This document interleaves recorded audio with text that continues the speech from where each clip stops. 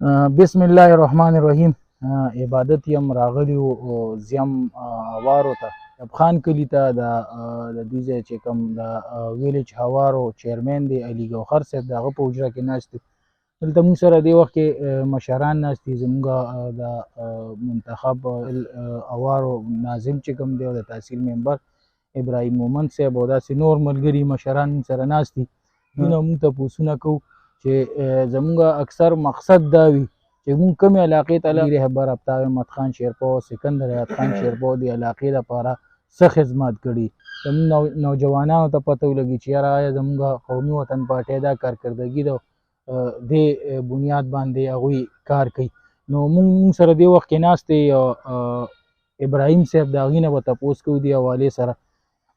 ابراهیم صاحب ستاسو د ټایم راکولو ډېره مننه.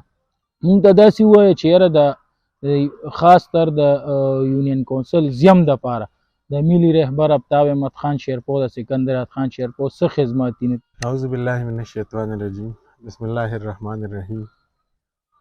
عبادت په ستاسو د راتګ زه ډیره شکریا ادا کوم چې تاسو موږ له وخت راکړو او زموږ دې عوامو ته هغه خبرې په ګوته شي چې کوم زموږ مشرانو کړي دي او د دې مشرانو نه مخکې شهید وطن حیات محمد خان شیرپو صاحب هم کړي دي.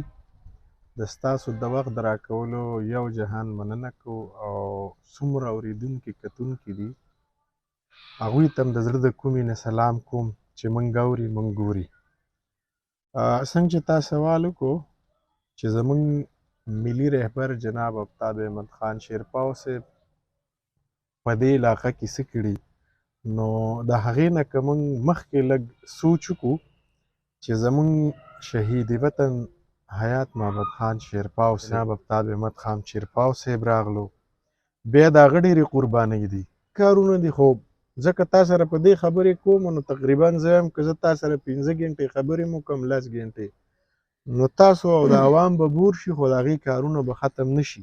ته ښودلی شي چې چا د دې دپاره څه کړي دي. یونین کونسل کې وګورې د یونین کونسل په ګوټ ګوټ کې کږي ایستلی دی دا زموږ ملي رهبر جناب افتا احمد خان شیرپو صاحب کړي. بیا چې راشي داسې زموږ د ګوجر کلي دا لارې وګورې بیا هم خرابې شوي، بیا هم کړي. دا څومره لارې ګودرې چې دي نو دا هم هغوی کړي دي. بیا که د زیم نه دا روډ راواخلې د شوډاګو باباجي صاحب په دې سایډ ګوجر کلي ته وتی دا هم هغوی کړی دی. بیا د شاخ نه چې کوم روډ تللی دی ډبل دا هم زموږ مشر خان کړي دي. داسې که وګورو زموږ دلته کې پهله د سکولونو افتتاح چا کړی و چې په کوم ځای کې تعلیم یې هلته جنګ نی فساد نی، چې کوم ځای کې تعلیم یې هلته رڼاګانې. دلته کې که کوم سکولونه جوړ شوي دي دا نږدې که موږ شوډاګو باباجي صاحب ځای ته لاړ شو دلته کوم سکول دی نو هغه هم هغوی کړی دی. که موږ اخوا ملکانو کلي اړخ ته وګورو هغه هم دوی کړی دی. داسې ډېر کارونه دي چې هغه زموږ دا ډیګري کالج چې کوم دی په یونین کونسل کې دلته شاخ باندې چې مخکې لاړ شي تقریبا ډېر زیات تعداد پکې راځي. هغه هم د دې مشر خان د دې زموږ د یونین کونسل د غریب ولس او د دې بچو لپاره کړی دی. ډېره مهرباني. داسې بله خبره ده عبادت وی دا په کوم حالاتو کې چې مشر د دې پښتنو دپاره مشري کوله داسې آسان کار نه و. دا نور خلک تیارې غلې لرالل هغه وخت کې تا ته دهشتګردۍ یادې شي په څومره دهشتګردو کې دې مشر د خلکو خدمت کو. په دغه وخت کې څوک رور د رور سره په لاره نه تلو او دا مشر خان به و چې عمدې غریب ولس دپاره څو دماکې په دو شو. خو دا خلک یې مایوسه نه وپرېښي سم په کم سمجوتا په کم سازش. زه دې عوامو ته وایم چې کم دلته دا مایوسه 15 کاله پاتې شو په کم سمجوتی دا بار کړی و که دا نه وی دا مسایل هم ختم و. انشاءالله زه د دې شیرپو دې غیرتمندو پښتنو ته وایم چې سوچ په کار دی زموږ د شیرپو دپاره مشر خان څه نه دي کړي د صدر صاحب یو خبره وکړله د شیرپاو نه تقریبا دی به 1 کروڑ تقریبا نوکرۍ یادولې. زه وایم چې هغه مشر خان هغه نوکرۍ ته راوالي نو دا مشر خان کړی وي چې 1 کروڑ نوکرۍ نی نو بالکل به کم هم نی ورقریب وي. کارونه هغې کړي دي. ما ته خو د څوک په سټیج خبرې کوي نو بس دا خو به زه هم تا ته لګیا شم خو چې پوره کولی نه شم د قوم سره وعدې بیا به څه کوم. د هغه قوم سره هغه وعدې زموږ مشر خان پوره کړي چې تقریبا د شیرپاو نه روزانه ته وګورې نو د سیکریټریټ بس چې تقریبا ډکیږي 2-3 بیا که لاړ شي په اسلام آباد کې کومه نوکریانې وګوري چا ورکړي مشر خان په پولیس کې په پاسپورټ کې په انټیریر منسټرۍ کې په کوم یو محکمه کې خان په پاسپورټ کې په کومه محکمه کې نه دي شوي نو ته دا حساب کا د شیرپاو خلک د په دې سوچ وکړي د هوارو خلک دا کم سے کم 1 کروڑ نوکرۍ دی ورکړي. البته دې ګورنمنټ خو چاله یو کور ورنکو خو د شهید وطن حیات محمد خان شیرپاو صاحب تاسو تپوس وکئ او لاړ شئ او په حیات آباد کې چې هغه غریبو کونډو بېوسو له هغه کورونه ورکړي دي موجود دي اوس هم شته. نو داسې ډېر کارونه دي. دا خو تاسو ډېر کم ټایم دی او تپوسونه م رانه وکړه دا چې ته کله بیا داسې یو موقع کې خیرې جوړه شي راځئ به تاسو موږ هم ژوند دی یو بل نه خلاصون نشته. زموږ ډېر زر ده. ډېره ډېره مننه د ټایم د راکولو. یو جهان مننه. زه د دې نور ورونو شکریا ادا کوم چې راغله او هغه ټایم یې ماله راکړه دی به هم ضرور کارونه ډېره ډېره مننه. والسلام. د لوډ شیډینګ حوالې د بجلی لوډ شیډینګ حوالې سره ډېرې زیاتې مسلې دي کې سکندر خان ډېره زیاته خواري مو وکړه په دې وخت کې موږ سره د سره ریلیټډ هم دي او هغه ته پته لګي د هغوی د خولې نه به تاسو ګورئ چې دی. بسم الله الرحمن الرحیم. خبرې خو ډیټیل سره ناظم صاحب وکړلې او صدر صاحب هم ناست دی. زما تعلق بجلی سره د بجلی په حواله به زه خبرې وکړم. آفتاب خان لومبي راغی نو دلته ټولو نه غټه مسله د ګریډ وه نو آفتاب خان په لومبي ټینۍ ورکې دا ګریډ جوړ کړو. د دې ګریډ نه به تقریبا 12-13-14 پیډرې وتې په دې 14 پیډرو کې به زما په خیال مده چې 9 پیډرې به د آفتاب خان په مختلف ادوار کې کړي دي او د بجلی مسلې حل کړي دي. دوی تپوس وکړو چې د لوډ شیډینګ مسله نو دا 2-3 کاله 4 کاله شیرپاو خان د سیسټم نه بار شو نو دومره مسلې جوړه شي اوس په 10 کاله کې نه حل کیږي. د هغې غټه وجه دا ده چې آبادي دومره تیزۍ سره روانه چې کال په کال آبادي زیاتیږي او ډیمانډ زیاتیږي. نو په دې وخت کې خاص کر زموږ د شیرپاو او د زیم غټه مسله چې ده نو هغه د بجلی ده. بجلی داسې ده چې زموږ دواړه فیډرې ورلوډ دي. ورلوډ چې آبادي زیاته شوه او ډیمانډ زیات شو او ماقه فیډرې دي دا کم چې دا کم دور تیر شو په دې کې پکې ټک کار چا ونه کړو. دوی یو فیډر کړی دی هغه هم نیمګړی پروت دی څه د فارسټ له وجې نه پاتې ده.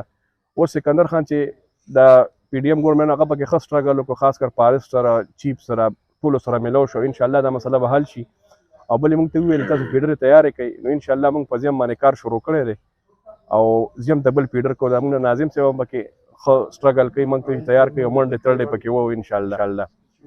بل د ټرانسفارمر او ماسفارمر مسله ده نو هغه کوشش زموږ د ناظم صاحب کوشش کوي چې کوي ډېر ریپیرنګ وکړو او ډېر کوي روان دی او ډېر بس کوي دلته چې څونه مسلې راځي نو هغه ټولې دا حل کوي سکندر خان په ترو باندې کوي.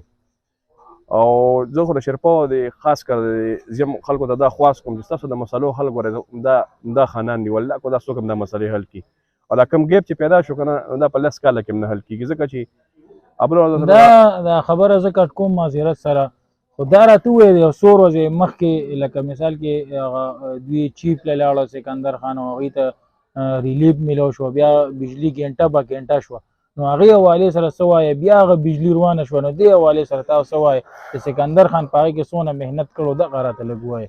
هغه سکندر خان موږ ته ریکویسټ وکړو موږ ول یو لیټر بیا ولیکو چې دا زموږ د زیم او شیرپاو چې کوم دی دا ورلوډډ دي تاسو مهرباني وکړئ هغوی چیف سره خبر وکړه هغه مسله خو خیر وختي ته ورباندې ختمه شوه خیر زه د خپلو خلکو ته مې یو اپیل کوم خاص کر د زیم او د شیرپاو خلکو ته تاسو د میټرو ته راشئ لکه دغه سکندر خان غریب په منډې وخي انشاءالله پیډر به مو شي په پیډر باندې ډېر حده پورې کار شوی دی موږ له فایل مایل تیار کړی دی او انشاءالله چې وشي د کمینګ 4-5 میاشتو بل وړي ته به تیار یي انشاءالله بل د ډکي دا پیډر به هم چالو شي.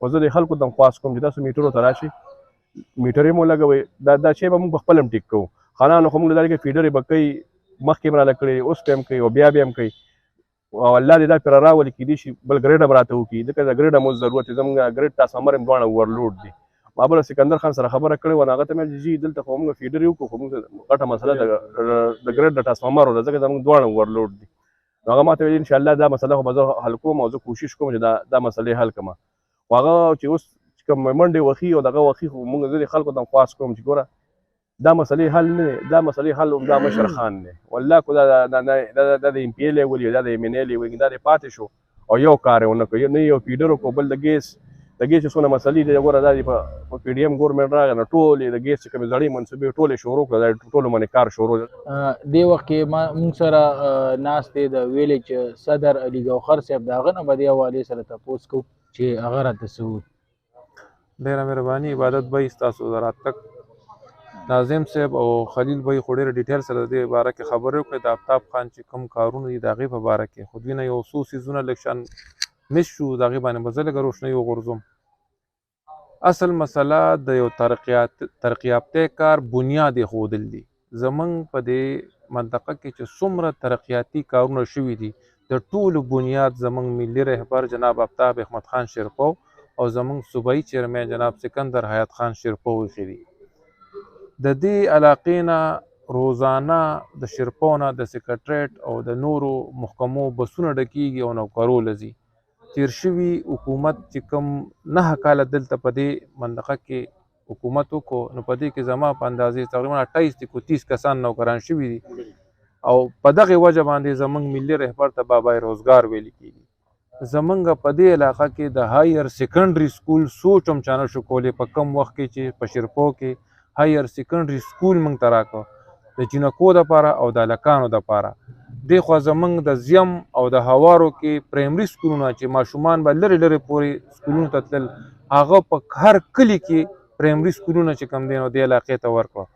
نو د دې خبرو مطلب دا دی چې په دې علاقه کې څومره هم د ترقي یافته کارونه شوي دي د هغې بنیاد چې کوم دی زموږ د ملي رهبر جناب آفتاب احمد خان شیرپو. ډیره مهرباني دا و زموږ د مشران چې تاسو د دې د خولې نه د قومي وطن پارټۍ د ترقیاتي کارونو د ملي رهبر آفتاب احمد خان شیرپو چې خلکو له کوم روزګار ورکړی هغې حوالې سره تاسو دا ولیدل. نو دې